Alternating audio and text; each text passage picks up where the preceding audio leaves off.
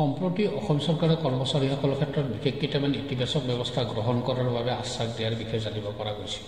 প্ৰাপ্ত খবৰ মতে সদৌ অসম কৰ্মচাৰী পৰিষদৰ সৈতে অনুষ্ঠিত এখন বিশেষ বৈঠকত অসমৰ সন্মানীয় মুখ্যমন্ত্ৰীগৰাকীয়ে কৰ্মচাৰীসকলৰ পেঞ্চনৰ লগতে আৰ্জিত ছুটি আদিৰ ক্ষেত্ৰতো যাৱতীয় ব্যৱস্থা গ্ৰহণ কৰিব বুলি কয়।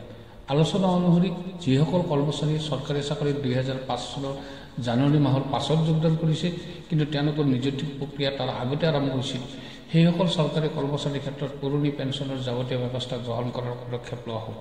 আনহাতে চৰকাৰী কৰ্মচাৰী বিশেষকৈ শিক্ষকসকলৰ আৰ্জিত ছুটি বৰ্তমান বছৰত 15 দিন পায় যদিও এই আৰ্জিত ছুটি 30 দিনলৈ বৃদ্ধি কৰাৰ বাবে ব্যৱস্থা গ্ৰহণ কৰা হ'ব।